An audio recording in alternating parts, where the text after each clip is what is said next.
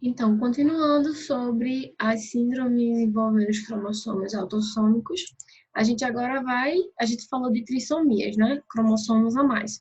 Agora a gente vai falar um pouco das síndromes que apresentam deleção, tá? E a síndrome Kiri-do-Char, ela é a mais comum entre as que apresentam deleção, e é a deleção no braço curto do cromossomo 5, tá? Bem específico. E aí, essa síndrome é conhecida como miado do gato, porque essa síndrome tem um nome devido, né, ganhou esse nome devido ao choro dos pacientes, ou seja, o choro das crianças, que parecia ou se assemelha ao miado de um gato, ou seja, quando um gato também está chorando, tá? Então, esse som que o gato faz, essas crianças também fazem, certo? Só que ela tem uma incidência, essa síndrome, muito pequena. Então, aqui já aumenta-se diminui, na realidade, a probabilidade de ter, né? Que é 1 a cada 50 mil nascidos, tá? E aí, como eu falei para vocês, essa síndrome envolve a deleção do cromossomo 5, certo?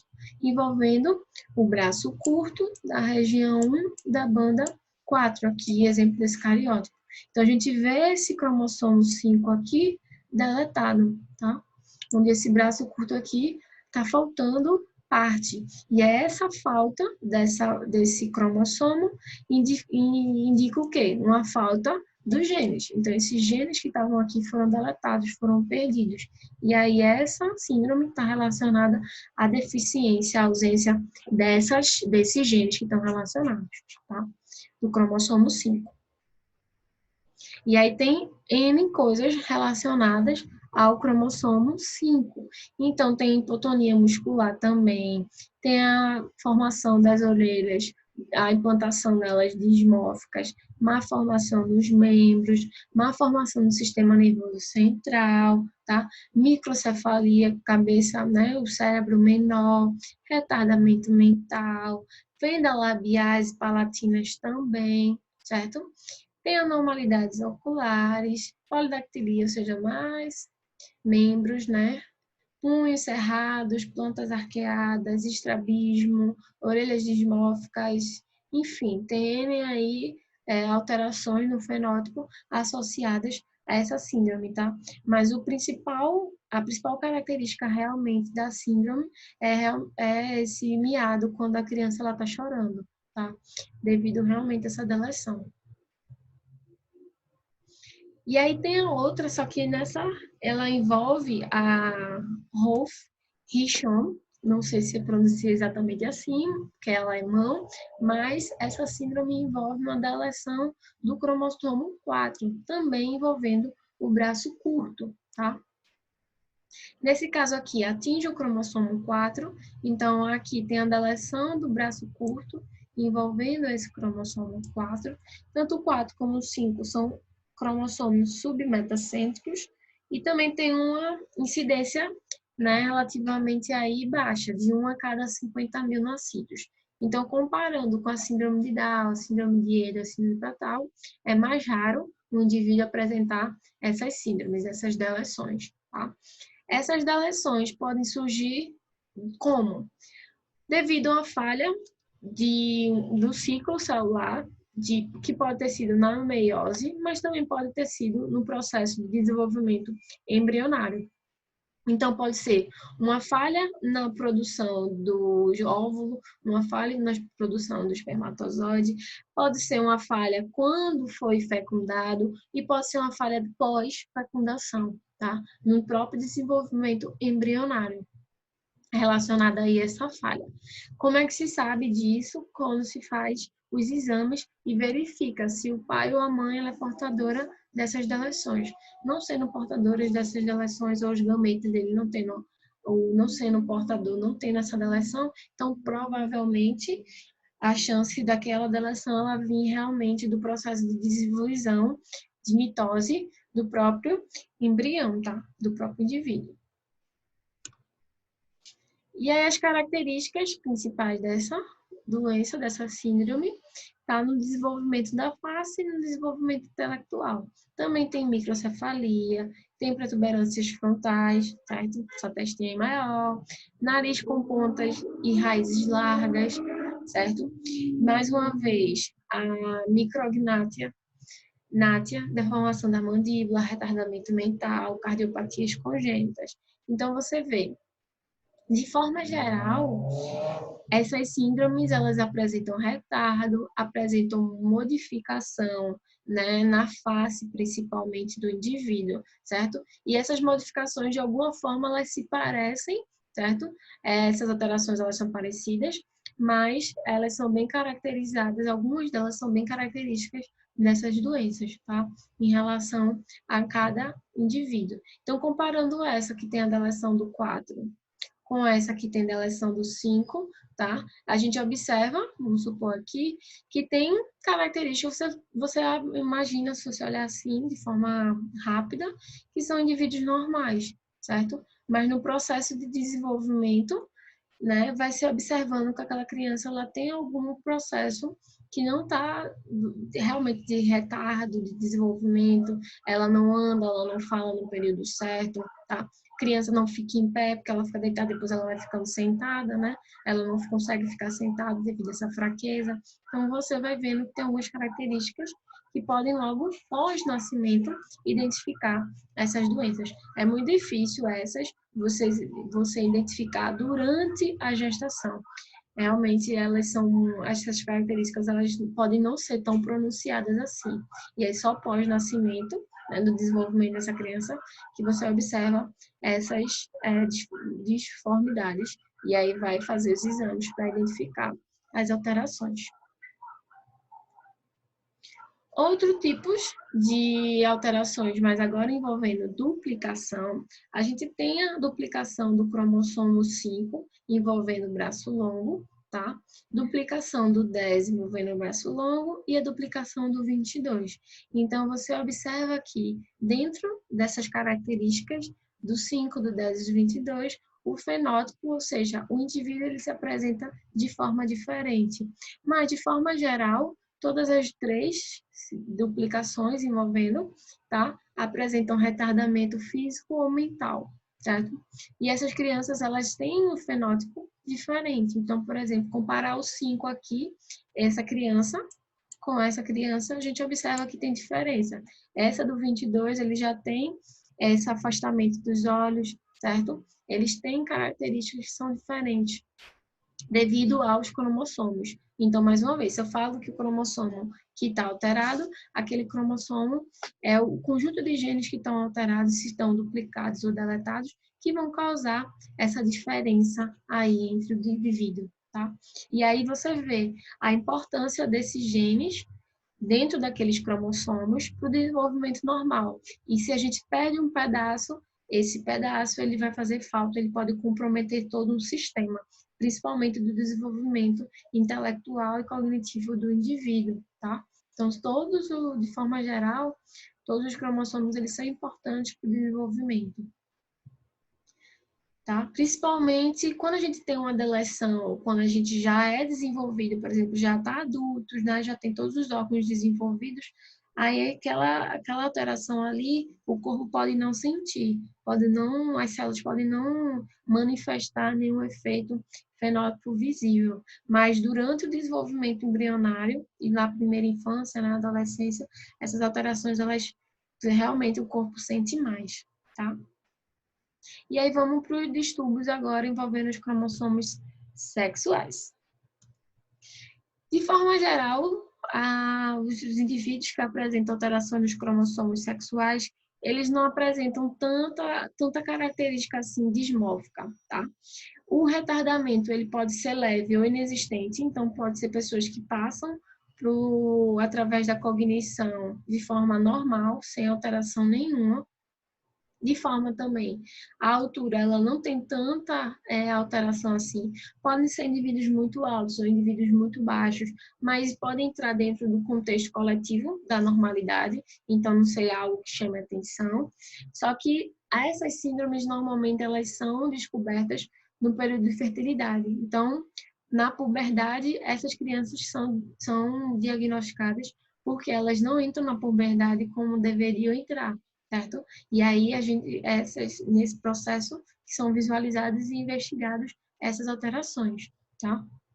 Ou, mais à frente, ela nem é diagnosticada na puberdade, mas ela é diagnosticada na fase adulta, quando não consegue, por exemplo, procriar, certo? Devido a uma infertilidade associada a um distúrbio cromossomos sexuais, que ele não sabe, porque ele não foi diagnosticado antes. Então, qual a origem das aneuplasias dos cromossomos sexuais? A classe mais comum em relação aos cromossomos, certo? Então, se eu comparar uma alteração entre o cromossomo autossômico e o sexual, é mais fácil de ter alteração entre os cromossomos sexuais. E nesse ponto aqui, o erro está mais associado, certo? A um erro paterno do que materno, tá? Então, é o erro principalmente envolvendo no cromossomo, né, o Y, como a gente viu lá, as síndromes, e também ele não tem um efeito tão drástico assim por conta da inativação do X. Então, por exemplo, uma mulher que apresenta 3X, tá? Devido à inativação, então um X vai ser inativado e o outro X vai ser inativado. Então, essa mulher, ela vai apresentar 2 corpúsculos de Bar. E aí, já que eles foram inativados, então eles têm a compensação, esse efeito ele é menos deletérico no organismo, tá? E quando esse Y ele está alterado, a gente sempre vai ter uma característica. Então, quando a gente falou do Y, tá? Então, se o Y ele perde o gene, né, de referência para a produção da separação entre o gênero, entre homem e mulher, se ele perde esse gene, esse Y aqui é como se ele perdesse as funções dele, e aí o indivíduo pode até ter o Y, mas desenvolve as características sexuais femininas, tá? A principal síndrome envolvendo os cromossomos sexuais é a síndrome de Klinefelter. Então, é um homem, certo? 47XXY. Então, um homem que apresenta 2X. Por que homem? Porque sempre na presença do Y, esse Y ok, não alterado, ele vai ter as características sexuais masculinas, tá?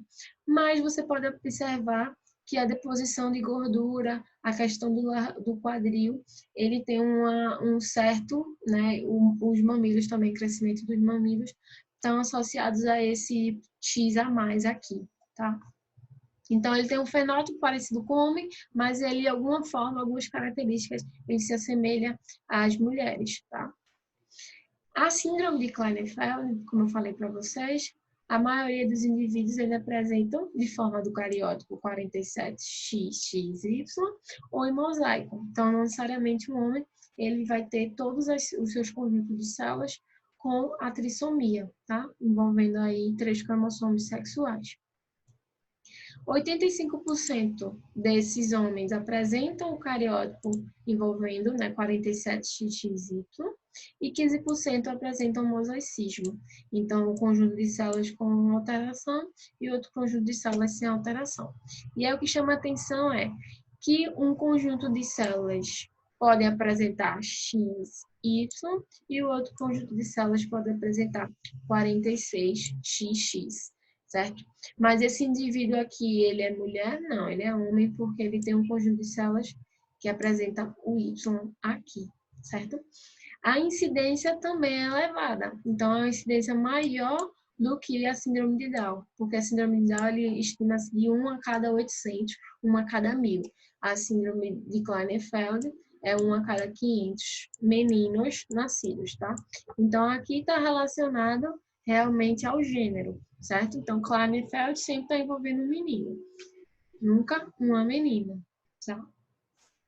O que despertou interesse em relação a Klinefelter foi que descobriu-se que existia uma proporção maior de detentos dentro de uma prisão de segurança máxima, sobretudo dos indivíduos mais altos do que a população geral. Então, esse indivíduo que é Klinefelter, ele é alto, certo? Tem essas características, mas foi visualizado porque uma parcela da população de segurança máxima apresentava esse distúrbio, tá?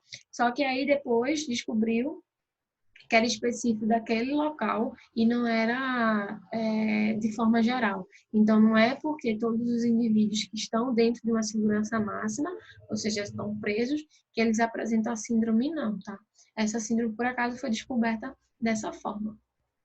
E aí, de forma geral, esses pacientes eles são altos e magros, mas eles apresentam, após a puberdade, os sinais de hipogonadismo, tá? O que acontece? Não há desenvolvimento do testículo, não há desenvolvimento do pênis, certo? Os quadril, você observa um quadril mais largo, e esse quadril mais largo ele tem a característica feminina, tem a deposição de gordura nos mamilos, tá? Tudo isso devido ao cromossomo X. E aí, esse hipogonadismo verifica que esse indivíduo ele não desenvolve os órgãos genitais como deveria, tá? Devido a realmente essa carga genética aí a mais no cromossomo X. E aí, geralmente, esses indivíduos, eles têm essas características subdesenvolvidas.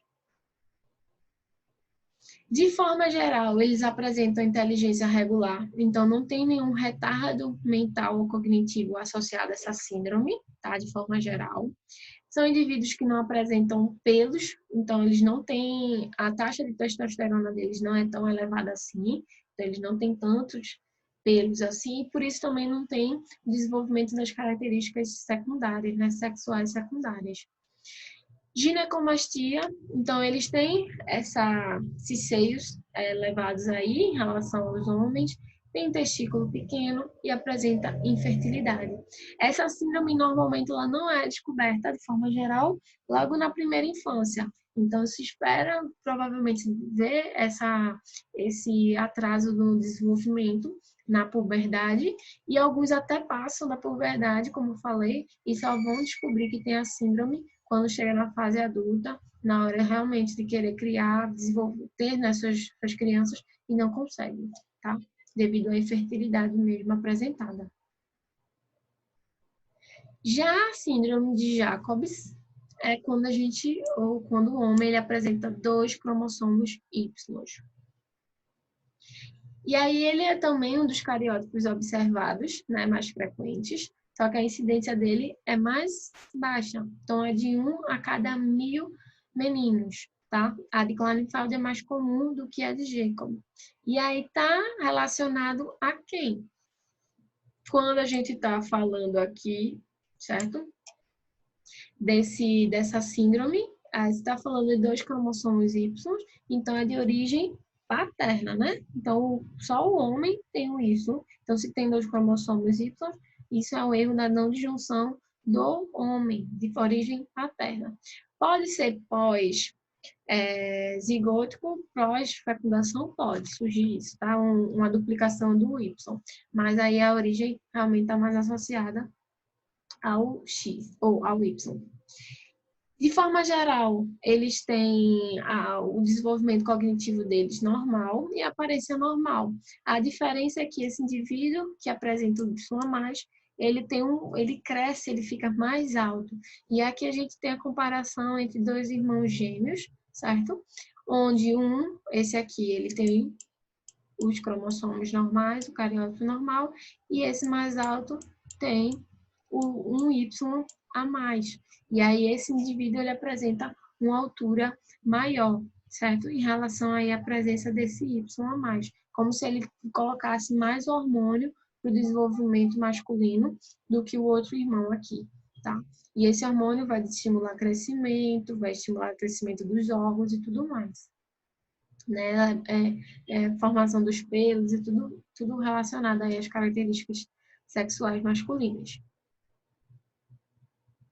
Tranquilo? A trissomia do 11, ou seja, você ter 3 do 11, ó, trissomia do X, tá? Ela ocorre em mulheres, então só mulheres têm esse cromossomo X aí. Aqui ele tem o Y aqui, mas não era nem plantar esse Y aqui. O que acontece? Essas mulheres que têm a trissomia do X, elas não são fenotipicamente anormais. O que é isso? Elas são mulheres normais. De forma geral, o fenótipo delas se apresenta normal. Por quê? Porque esse X aí existe a inativação. Então, 2 desses X serão inativados e aí ele, teoricamente, ela não apresenta um efeito fenótipo tão agravante aí, tá? E todos, quase todos eles representam de erro na meiose materna, principalmente a questão da idade da mãe avançada, tá? O que acontece com a trissomia do X? De forma geral, essas mulheres são identificadas também no período de infertilidade, no período da puberdade. Quando elas estão se desenvolvendo, pode ter um atraso no desenvolvimento, tá, dos órgãos sexuais dela. Ou passou do período da puberdade na fase adulta, quando também querem procriar e não conseguem desenvolver ou não conseguem procriar, tá? De forma geral, vocês observam que ela tem traços normais de uma menina normal, certo? Tem a incidência de 1 a cada 1.000 ou 2.000 nascidos, meninas, né, nascidas. Pode apresentar, o que acontece? A gente falou da trissomia, mas a tetrassomia e a pentassomia pode apresentar algum retardamento mental, certo? E quanto mais cromossomos X são inseridos, mais acentuado é esse retardamento mental. Então, comparando uma menina que tem tetrassomia com trissomia com tetrassomia, quem tem tetrassomia tem mais um grau de retardamento mental mais forte. Comparando quem tem 4, tetrassomia, com quem tem 5, pentassomia, essa que tem pentassomia, ela tem um grau mais acentuado ainda de retardamento mental, tá? Então, o cromossomo X, ele tem função em relação ao desenvolvimento cognitivo das mulheres e dos homens também. E aí, se a gente compara Klinefelter com tetrassomia e pentassomia, a gente observa que eles, de forma geral, eles se parecem muito, né? Mas o Klinefelter é um menino e as tetrassomias e pentassomias do X são meninas, tá? Sendo que, à medida que se aumenta o número de cromossomos X, a gente vai tendo graus mais afetados e desenvolvimento tanto cognitivo como também desenvolvimento da própria criança, tá? Ela vai ter um problema motor aí bem acentuado em relação à síndrome de Klinefelter e o triplo X, por exemplo, tá? Klinefelter e triplo X são indivíduos que eles, de forma geral, na nossa sociedade, eles passam despercebidos. Você não consegue olhar para um indivíduo e dizer, ele é Klinefelter, diferente de síndrome de Down, que você consegue já visualizar pelo fenótipo, né, pelo rosto da criança. A síndrome de Turner, que envolve apenas quando se perde, né, o cromossomo X, e a síndrome de Turner tem suas variantes, tá? Em relação ao fenótipo que a gente observou, a síndrome de Turner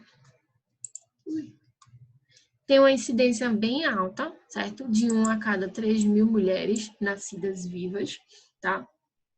Essa síndrome, de forma geral, a menina ela não apresenta nenhum retardo significativo, tá? Mas ela tem, sim, desenvolvimento ou um atraso no desenvolvimento na puberdade, tá? E apresenta algumas características devido à ausência do cromossomo X. Mas aí vocês se perguntam, mas um cromossomo X, quando a gente tem o outro, não é silenciado, não é inativado? Sim, mas eu falei para vocês que alguns genes desse cromossomo X aqui, eles escapam desse processo de silenciamento.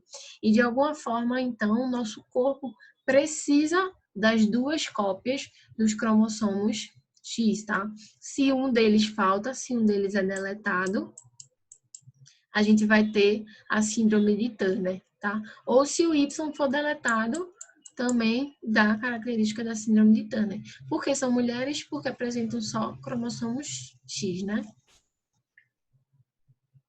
E aí, de forma geral, essa síndrome também é fácil de você identificar, certo? Devido a esse pescoço, que a gente chama de pescoço alado, tá? É esse pescoço mais grosso do que a normalidade, tá? Então, um indivíduo, uma menina que tem a síndrome de Turner, esse pescoço ele é bem mais largo mesmo. E aí você pode perceber, quando você está na rua andando, se aquele indivíduo ele tem aquela mulher, ela pode ser síndrome de Turner devido a esse pescoço, tá?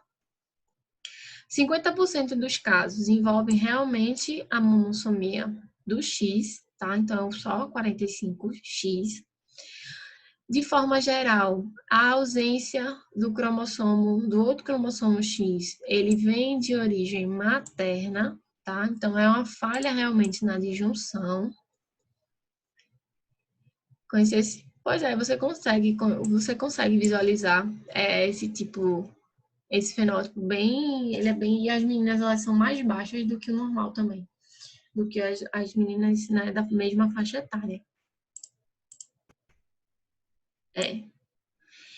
Diferente das outras, que nem tão, Klinefelter e a triplo X, você não consegue identificar tão facilmente assim na população geral. Já a síndrome de Turner você consegue. E aí o que acontece? A outra parte dos casos que não envolvem a monossomia, tá? Podem envolver alterações numéricas ou variações estruturais. Então a gente tem meninas que são mosaico, que tem 45X, mas também tem células 46XX. Pode ter, dentro das alterações estruturais, o anel envolvendo o cromossomo X, certo? Então a gente tem aí uma alteração estrutural, pode apresentar deleção, que pode ser deleção tanto no braço curto como no braço longo, pode apresentar um isocromossomo do X, tá? Então a síndrome de Down ela tem mais variação em termos de alterações do cariótipo do que a síndrome de Down, por exemplo, tá?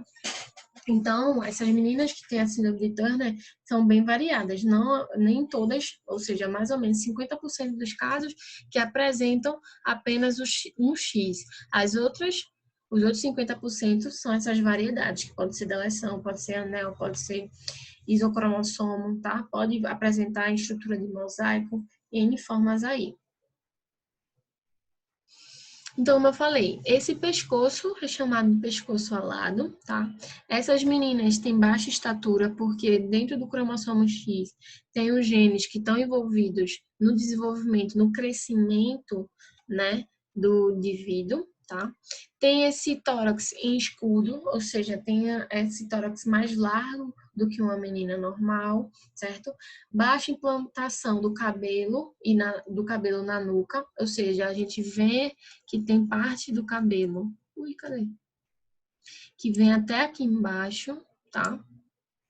Hiperconvexidade das unhas da mão e do pés, ou seja, a gente vê a mão também alterada, mamas pouco desenvolvidas, tem atraso na puberdade e formação também, atraso, né, na formação das gônadas. Então, são meninas que não conseguem menstruar, né, no período. Então, eu acho que normalmente a menina menstrua entre 9 a 11 anos, vamos supor. Essas meninas, elas não conseguem menstruar nesse período. Elas, de alguma forma, é nesse momento que investiga-se, né, e pode descobrir que ela tem alguma alteração realmente cromossômica.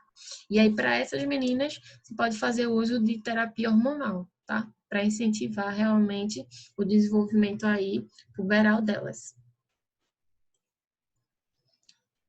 E aí, resumindo, tá? A gente tem as síndromes de Down, que apresentam frequência alta, certo? Que pode apresentar os cariótipos normais, como mais o 21, pode ter translocação, pode ser mosaico, tá? A maioria tem a trissomia livre, mas tem parte que apresenta translocação, mosaicismo. Quando aumenta-se a idade da mãe, aumenta-se a incidência da chance, né, de desenvolver uma prole alterada. Síndrome de Edwards já tem uma incidência menor, síndrome Patal ainda vai ficando mais, né, diminuída. Síndrome de Turner tem uma incidência alta em relação às meninas, mas tem uma alteração em termos de cariótipo muito maior do que a síndrome de Down, tá? Klinefelter, a gente falou de 47XY, mas pode ser 48, 48 com 2Y, 48 com Y só, 49 com 1Y só e 4X, tá? Pode ser erro na meiose materna, na meiose paterna. O duplo Y, que é Jacobs, você tem um processo também relacionado mais ao cariótipo, né? Com 2Y e o triplo X aí, tá certo? Dúvidas?